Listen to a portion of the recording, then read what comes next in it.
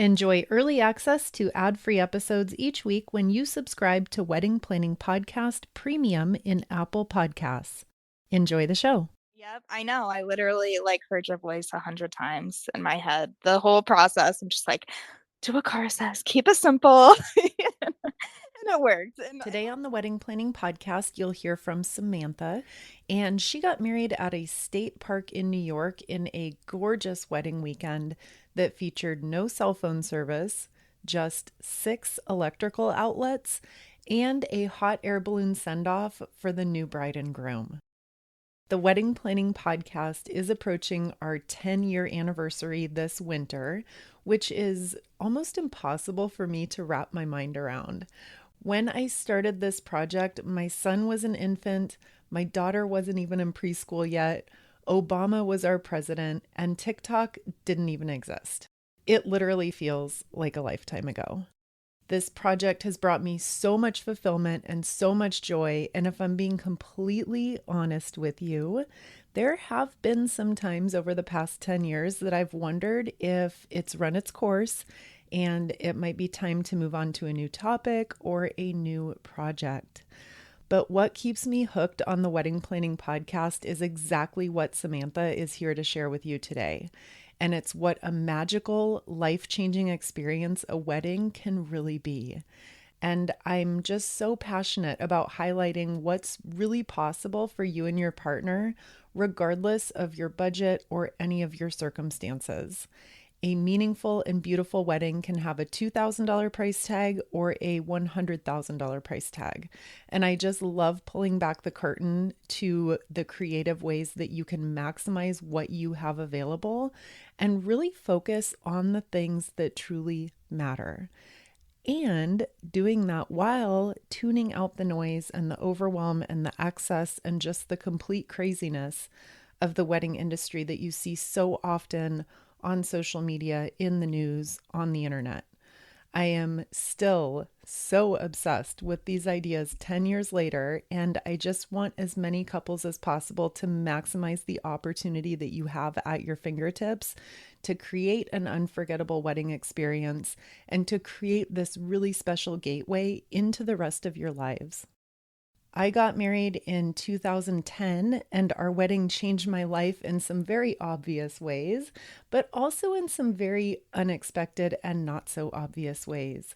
Planning our wedding was the genesis of a business idea that eventually led me to leaving a corporate banking job so that I could be fully present to raising our 2 children. That is a very long story in a teeny tiny nutshell. There's much more details to that, and I can share that another time. But to tie it all together for today, Samantha is also in the beginnings of a very similar journey. She's pursuing a passion that she uncovered originally through planning her own wedding and listening to the Wedding Planning Podcast. And she is now actively pursuing that as a business venture as well. But I am jumping ahead. We're going to start at the beginning. Here's Samantha with the details of her wedding weekend celebration. She's going to share the good, the challenges, the things she would do differently, and the things she wouldn't change for the world. To view her beautiful wedding photos and a full recap of today's show, you can visit weddingplanningpodcast.co/Samantha. And with that, I'll let her tell you the full story. hi, I'm Samantha, and my husband's name is Sean. We live in the Finger Lakes region of New York, and we got married just about an hour away at Letchworth State Park on September 21st. We ended up doing a wedding weekend. So we had a welcome party Friday, the actual wedding Saturday, of course. And then Sunday morning, we did a hot air balloon send off, which was like at the crack of dawn. It was super early. Come to find out, you have to either fly like early in the morning or in the evening when the wind is the lowest. So that was a bit of a struggle for people to wake up and attend, but we did it. It was so much fun. Entire wedding was fairly non-traditional from the start. It was a pagan ceremony, and we didn't do a bridal party, which I have no regrets about. Of course, all my girlfriends were there and a part of my special day in all the ways. But yeah, we kind of kept it simple in that regard. And then we didn't even officially get engaged until just 4 months before the wedding. We had been low key planning the wedding since last September. So we did have about a full year of wedding planning. But, as far as everyone else is concerned, we got engaged about like May this past year. So yeah, it was a fairly short planning period, but I did it. I would have gladly taken a couple years to do so, and we probably should have stretched it out, but honestly, we were just ready to get to it, We just bought a house last summer, and we knew we just wanted to start a family together, and yeah, we were just ready. Can you tell us a little bit about the pacing of that 4-month planning period? I know you said you had kind of started mentally planning a little bit about a year ago, but how did those 4 months look? Like, what was the pace of your decision making and how did things unfold during that time? Yeah. So, well, like I said, I really started last fall. It was just kind of like we didn't have the ring for quite a while because we had a custom made. So as far as like everyone else was concerned, May was really when we were officially engaged, but we had been planning well before that. So, last September we were just, we would drive around and try and figure out a venue. I really wish I had listened to your episode beforehand about choosing like a venue that does a lot of the stuff for you. Because like I said, we did it at a state park, which was beautiful and I have no regrets. But yeah, it would have been a lot less stressful if we had somebody to like do the chairs and everything. Yeah, I mean, it's you're literally bringing in everything when you're choosing a state park. It was appealing at first because it's like $100 to rent the pavilion, like that's crazy cheap. So I'm like, yeah, let's go for it. Let's save some money. But then, you got to take into account the chairs, the table rentals, if you're getting any extra tables, um, like all the decor. I mean, I thrifted all the decor for like a year. A lot of the stuff too, I just used from my house, like stuff I already had. So that was kind of convenient. We had to figure out what caterer would come there. The biggest challenge was not having cell phone service at the park. So yeah, yep, an insane decision. I really put a lot of my focus into the wedding website, which I used with Joy, and it was fairly simple through that, but I spent like just days putting out everything that any guest would need to know there. And that way there was no confusion when it came time to be in a park with no cell phone service. But of course, people still got lost and kind of forgot a lot of the stuff that was on the website. So wouldn't recommend that. But yeah, so it was just pulling together pretty much all my vendors was the biggest thing. And with the pavilion that we had, there was only 6 outlets. So considering that, especially with a wedding band, was a challenge, but we made it work.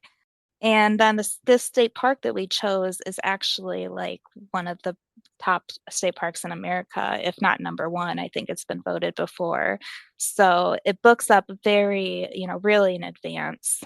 So some of the challenges that we encountered were like having enough places for people to stay. We tried to book some cabins ahead of time for them, and then they would just like pay us if they decided to stay there. But really just lodging was a huge issue. But we made it work, and people found places to stay. So it all came together. The fact that you did this with no cell phone service and 6 electrical outlets is pretty amazing. So kudos for that. Yeah, yeah, no doubt. Wow. A lot of candles. That works. Yeah. What about your staffing? Like, how did you do staffing for dinner, for things like that? Was that with included with your catering package? Yeah, yeah, it was. So, yeah, the catering, that price factor shocked me a little. They had to like bring everything in and use like what are those little things called that heat like the food, the little candles, those things. So, with no electricity, that was a challenge, but they really didn't give me any pushback. They were so helpful. I would recommend this catering company 100 times over. We just went the buffet style. So there wasn't a ton that they had to do serving wise. It was just setting everything up and then like changing things over from like the hors d'oeuvres to the main meal. There were a couple hiccups, such as like making sure the vendors got their meals.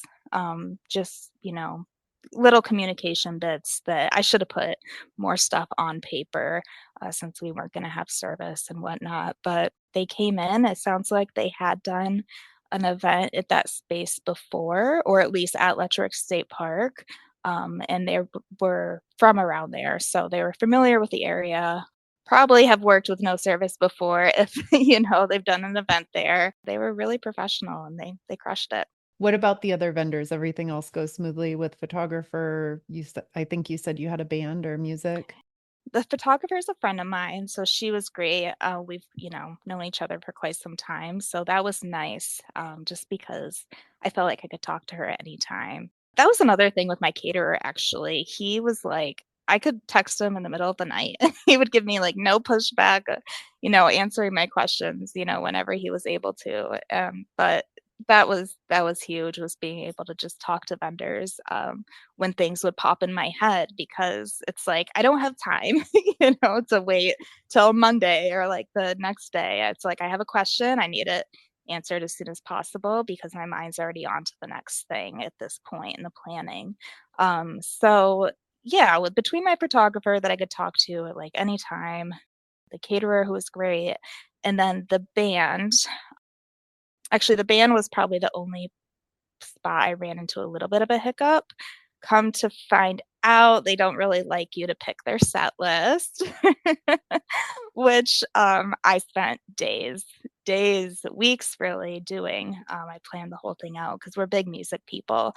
We love to go see a lot of live music. And so music was important to me. I didn't just want a DJ, I wanted a band. And, since we were doing a September 21st wedding, we wanted that September song, which has the horn section. So we even paid extra for the horn section. So it was like a 7-piece band.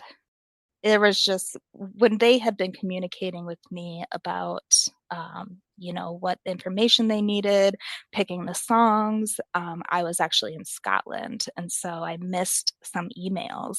And it wasn't until like the 2 weeks before the wedding that we were communicating more about it. And I was like, okay, here's my set list. And they're like, oh, that's actually not how we do things. And I'm like, oh, well, can you do them, please? And so they ended up still doing it for me, and it went well, and everyone loved the music, so that was great. And we paid a little extra to have them do the ceremony music as well. When we were picking a band, we decided to go with a professional wedding band just because they know how to work the crowd. We had thought about like a band that we like, that doesn't really typically do weddings. But when I was thinking about it, I was like, no, I want someone who just like knows what they're doing, especially with no service, And they crushed it. They were amazing. Everyone just kept raving about the band. I'm glad they were flexible. That's awesome. Yeah. Yeah. You mentioned a really good point when you were communicating back and forth with your vendors. It's so important to keep your questions organized and get it out of your head the minute you think about it, because otherwise it just goes. It flies right in and out. I do that all the time in just normal life, but Yeah. Yep. especially with wedding, there's so many things going on and so much organization that you're just not used to managing in daily, unless you're an event planner, which Right. And now I feel like I am. yeah, I'm exactly. like, oh my gosh, I'm like a pro on Google Sheets and like just doing all the things. And honestly, I am not that organized of a person when it comes to like, paperwork and all that. But this year I was just like, I am doing this. I have to be organized if I want this to like go off without a hitch, or, obviously that's not possible, but minimal, problems. Yeah, I just had like 3 different notebooks, and just would write everything down the second I thought it. And, like I said, I would just text my vendors. put it in a Google Doc, put it in Google Sheets, and that was key for sure. Yeah, and everyone has their own special way of organizing. So whatever works for you. There's not one magical app or book or planner or website that can do it for you. Everyone is so different. I didn't want to have any standard wedding. Like, that's just who I am. I want to do things different always. And I have a lot of really amazing friends. I would say if I was to have a bridal party, it would have been like 8 of my closest girlfriends, and like my sister, and that's just, I don't know, to me that's a lot. Something else that I've always thought is I just never wanted to put a lot of pressure on people for my wedding. Like, I didn't want them to have to do all this stuff, buy a dress, do all the things. So really what I did was just give them the option. I told my best girlfriends, I was like, if I was going to have a bridal party, you guys would be it.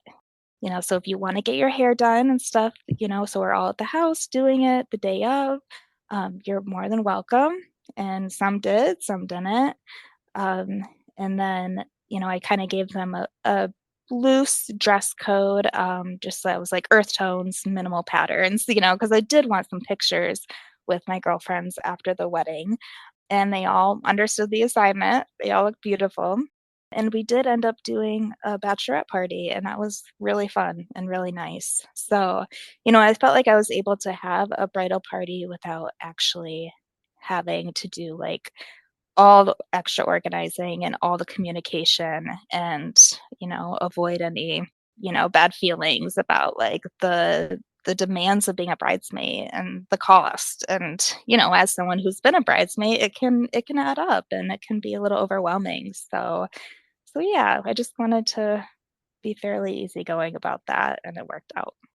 Good for you guys for making a decision that worked for you and just sticking with it. That eliminates so much of back and forth and coordinating with people. And like you said, there's so much expense related too. Expense, travel, time, back and forth, making sometimes it's almost as much of a mental drain, like trying to create things for people to do for you. And Yeah. sometimes we have all of our family and friends asking us to help and what can we do and what can we do? And sometimes it's easier just like one less thing for you to manage and delegate and handle if that's all gone and just kind of put on mute.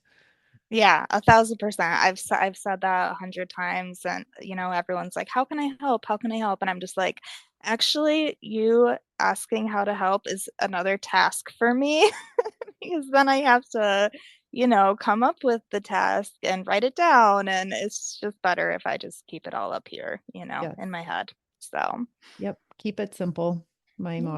motto. Yep, I know. I literally, like, heard your voice 100 times in my head. The whole process, I'm just like, "Do what Cara says, keep it simple." And it worked, and I'm not a simple person by any means, so it was actually harder, said than done to do so, but, when it came to certain things like the party favors or, the flowers, I did try to keep it as simple as I could, and I'm glad I did. It takes a lot of discipline. It's no joke. Yeah, yeah, no doubt. Can you also walk us through, again, something we kind of glossed over quickly at the beginning? You did this long weekend full of multiple days. Can you kind of walk us through the flow of that starting at the beginning? It started Friday, so we were supposed to have a rehearsal. Unfortunately, honestly, Friday was a flop. It was a total disaster. I kind of wish I didn't do it at all. It was gonna be like this welcome party after the rehearsal, which everyone could come to. I wanted to do that because, we had people coming from out of town. So I just thought it'd be nice to like feed them, and get to see everybody just to maximize time spent. But it was, like I said, just a total disaster.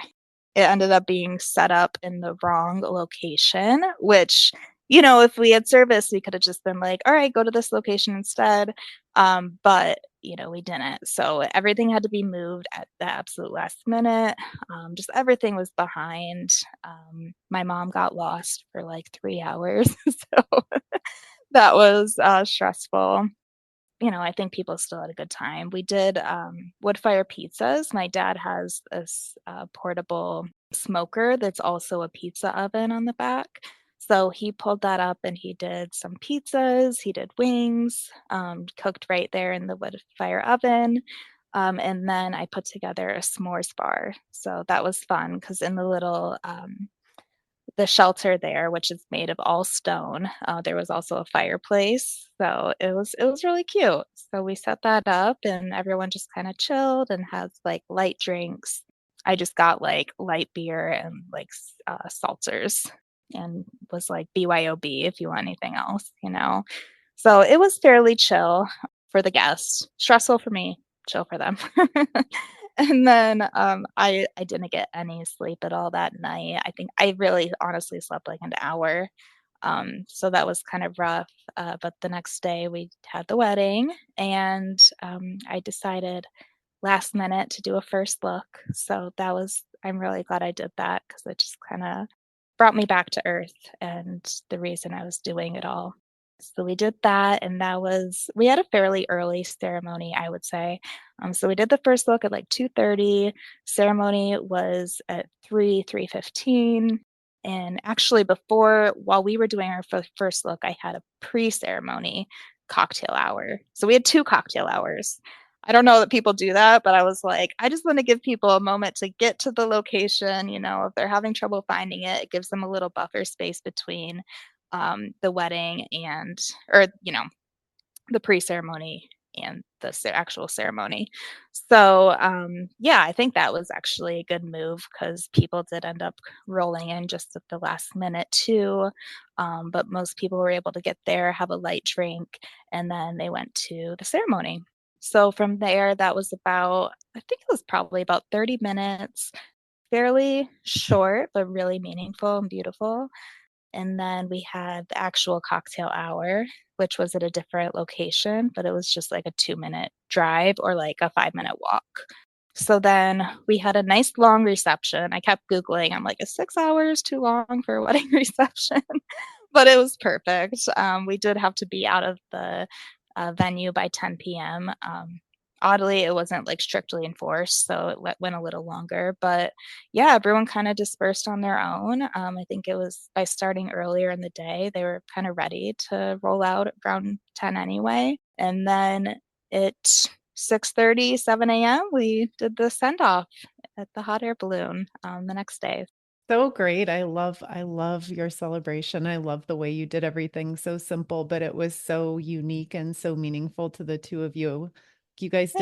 You did a really good job of making me feel like I know the two of you by looking at your pictures and talking for 20 minutes. Oh, I love that. Honestly, the ceremony was my favorite part. It was just magical. It was raining right before and the sun cleared up. The sun came out like right when I was walking down the aisle. And I've just heard so many times how it was the best ceremony people have ever been to, the best vows they've ever heard, the best wedding they've been to in general. And I'm still hearing it, and it feels really good to see that all my efforts meant something and they really turned out. What are 2 to 3 things that you would go back and do differently if you could have like a time machine? Oh yeah. Sleep. Sleep is my number one. I would have taken a sleep aid, honestly, because I'm just like I was so stressed and like high energy for everything that even if I took like general melatonin, it wouldn't have done the trick. And it didn't because I did, and it didn't work. But yeah, sleep would have been great. And then I probably definitely would have chosen a spot with self-service and then getting a place that is like a package deal. Quite honestly, I really wouldn't have done anything differently as far as those two things go, just because I am who I am and I wanted my wedding at Letchworth State Park. And if there's no service, then is what it is. People got to figure it out. So it all worked out, and I'm glad we did it where we did. And that makes it even more unique and always a story that everyone will remember. Like you Oh said, yeah. people remember things for a reason, and that's such a unique, quirky, gutsy thing for you guys to do. And the payoff is that it's unforgettable. So that's the goal. Yeah, absolutely. And it's nice for people to get to disconnect and to be in nature too. It just kind of like gives it more of a low key, less stuffy wedding vibe. I didn't want like the general white tent and like everything, how you typically would see it. I put a lot of effort into every little detail, from doing my own graphic design to thrifting literally every piece of decor that I had. It was a lot, but I did it. Honestly, I found skills that I didn't even know I had. And it's been really eye-opening. Yeah, Um, so tell us about the flower experience. Outline that for yeah, me. I was trying to keep it simple, as Cara says. And I was like, I know a lot of flower people. I'm a plant person. I worked at a greenhouse for a while, and I was like, well, I'll just have my friend Val grow my cut flowers. And because she already does that. So we made a plan and we were talking, and she's like, well, September, you really got dahlias. That's the big flower then. And she connected me with somebody who has a ton of dahlia tubers. She's like part of this dahlia society that I used to work with as well. And she's like, we're not going to grow the dahlias, but you can. And so I did. I just got a ton of dahlia tubers and I started growing the flowers. And I'm like, okay, I'm just going to keep it at this.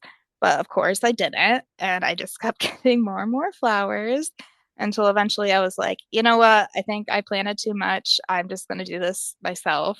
I think I maybe got an idea from you to do bud vases. So I was like, I'll keep it simple with the bud vases, which now, as a developing florist, I realize isn't as simple as you might think.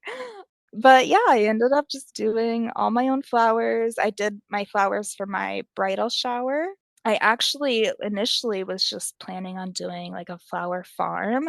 I was like, doing it all. And I was like, wow, I'm really good at this. And I kind of hate nursing, quite honestly. Ready to do something else. I've been a caregiver for like 12 years in some fashion, and this gives me joy. And so I started, like I said, growing them. And then I went to Scotland for a wedding in July. My husband's sister was getting married there, and I was just so inspired by all the beautiful arrangements and the floral design that I was like, hmm, I want to try floral design too. Might as well. I'm having a wedding, I'm having a bridal shower. Let's just give it a try. And I did. And like, really, I just tried like two times maybe. And I was like, oh my God, I'm actually really good at this.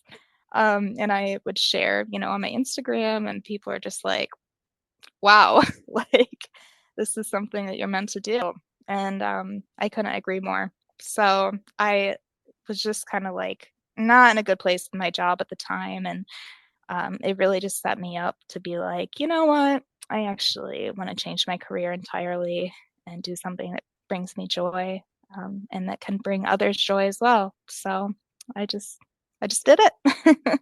And yeah, that's the biggest thing I'm trying to do right now. I mean, at this point, it was like I wasn't gonna take on any events or any jobs before my wedding. So it's like there's no way I could possibly do that right now. And now it's October, so we're about to have our first frost. So flowers are on their way out. So at this point, I'm really just focusing on learning the business side of things, and advertising and doing my website, and yeah, trying to get my name out there before 2025, when hopefully brides are ready to book me for their next event. Oh, good for you. That is so cool. We won't get into it now, but it's very similar to how I started doing wedding stuff. Holy, 14 years ago. Um, Oh I got wow. I got married and we had our first daughter, and I had kind of been building a business in the background. I used to be a corporate banker, like talk about a Oh my career that I gosh. was not passionate about. And as soon as our daughter was born, I talked to my husband. We had had many conversations, but I was like, I don't want to pay someone else to raise our daughter while I'm doing a job I don't even enjoy. That's so silly to me. Exactly. I had the exact same thought. That was the other thing. It's like, considering a family, and Yeah. yeah. Yeah, good for you. Well, keep chasing that. Don't, I mean, I'll send you a few business resources that I found very, very helpful. Granted, it's a completely different niche within the wedding world, but I'll Yeah. send you Yeah, some well, I podcasts appreciate that that. were really helpful to me as I was getting started. Oh, I would love that. Yeah, thank Cool. you. And then if we have just a couple minutes left, if you wouldn't mind sharing, and you can do as many as you want, just some of the episodes that were really, really helpful to you. I'm always curious to know because different things resonate with different people, but if you could just share some of the shows that you found really helpful and maybe why so, I would love to hear. Yeah. Absolutely. Well, it was everything really. Certainly the DIY flowers and centerpieces, which led me to, doing my own thing. But the Q&As were always really helpful because I felt like it was just, like I said, I do it on my way to work and it was just like boom, boom, boom. Here's the questions everybody's wondering, and here's the quick answer. So that was nice. And then literally just any episode in which you discuss like doing what's best for us, and just making our wedding unique to us and how to have the hard conversations because that was definitely one of the hardest parts. I mean, with family and keeping the guest list low. Um, but I just felt like you really empowered me to do just what we wanted, and what worked for us. And it wasn't always easy, but we came out the other side. And then definitely, I don't know which one it was, but there was an episode in which you mentioned briefly to not forget about the ceremony. And that just really stuck with me because so many people put all this effort into the reception and completely forget about the ceremony until it's last minute. But, the vow writing episode with the vow whisperer was helpful. And it was shortly after listening to that that I just started writing down every vow tidbit that I thought of in my phone notes. And yeah, it just ended up being so beautiful because all the work I put into it, from the decor, to the music, which I would strongly suggest putting a lot of effort into because it just really, changes the vibe. And then to the vows, it was just perfect. And we also incorporated hand fasting, which was fun, and it made the ceremony a little different. And then the vow writing in general, that episode that kind of prompted me to start it was great because it was like in the last 6 weeks or so when things were just crazy, I would just be like, okay, I need to write my vows or I need to work on it, need to finalize them. And then when I would do so, it was just so grounding. Because of course there are 100 times where I'm like, we should have just eloped. But when I would sit down and write my vows, it's like, oh yeah, this is why I love this person. This is why we're doing this. And our love is special and deserves to be shared. So yeah, it was so nice to just like really sit into that and be reminded, that the vows, the ceremony is one of the most important parts of the whole thing. I love it. I love it. Thank you so much for taking a half hour out of your day to share everything. I really, really appreciate it. Your email, I will never forget your email. Oh, It was so sweet. I love, oh well, appreciate you so much, oh, good. really.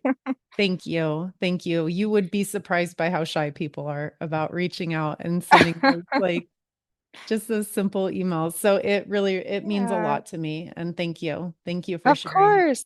Really, Oh well, really thank happy. you. Yeah, Happy to I'm hear so that glad. everything worked out and happy to hear that it was helpful to you. Yeah, absolutely, absolutely. Thank you a million times over.